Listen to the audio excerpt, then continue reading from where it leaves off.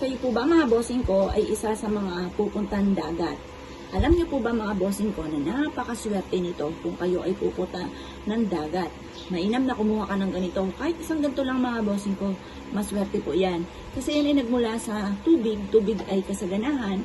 Nagmula sa kalikasan, mahiwaga ang kalikasan. Pero bago ka kumuha, magpapaalam ka muna mga bossing. At pagkatapos ay kumuha ka. Ngayon, ang gagawin po natin dito, iuwi nyo po sa inyong pong tahanan at ilalagay nyo ito sa harapan ng inyong tahanan or kaya po mga bossing ko sa may paso, sa may gilid ng inyong pong main door. Napakaswerte nito mga bossing. Magtatawag ito ng swerte, tagumpay sa buhay. Bawat dagat na napupuntahan namin, kaya mahilig ako pumunta po dyan, kumukuha ako ng ganito or kaya ng tubig. Mahiwaga po yun mga bossing. Kaya kung kayo po mga bossing ko ay naniniwala sa mga ganitong mga pamamaraan, subukan nyo po na kumuha ng ganito. Tapos, dagdagan nyo lalo ang sipag at tiyaga. At pagkatapos, mag-wish ka ng mula sa inyong pong puso. Simula ngayon ay mas magiging masagana na ang aking pamumuhay. Simula ngayon ay makakamit ko na lahat ng aking mga pinapangarap. Siksik-liglig at umaapaw at maraming blessing ang darating sa akin. Ganoon ang mga pag-wish na walang gamit na sana, direct to the point mga bossing. Ngayon po mga bossing ko, ibilad nyo ito sa may silangan hanggang alas 8 ng umaga. Makalipas ang alas 8 ng umaga, ito pa mga bossing ko ay kunin nyo na at ilagay nyo na ito sa main gate po ninyo or kaya po sa gilid ng pintuan ng inyong pong main door at maghahatak po ito ng swerte. Kung never nyo pa itong hindi nagagawa, subukan nyo po ito.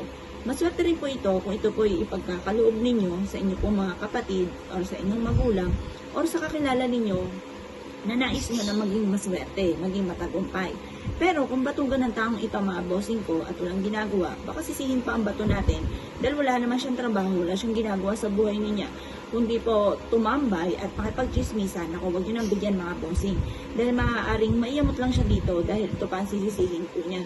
Siyempre mga bossing ko, mga ganitong mga pamamaraan ay sangkap lamang para tayo maging matagumpay. Ang numero 1, dapat ikaw ay masipag at matyaga. Hindi ka nakakalimot magdasal at sabayan din natin ang mga ganitong mga pamamaraan na pampaswerte na nagmula sa kalikasan. Proven na napakaswerte nito mga bossing. Ako pa mga bossing ko, ay maraming ganito. Lalo-lalo na kapag pumupunta kami ng dagat, hindi ako nakakalimot na kumuha ng bato mga bossing. At pwede rin naman po mga bossing ko na kumuha ka ng buhangin, pero konti lang mga bossing. Halimbawa, uminom ka ng mineral, yung bottled water, punuin nyo po yun ng buhangin.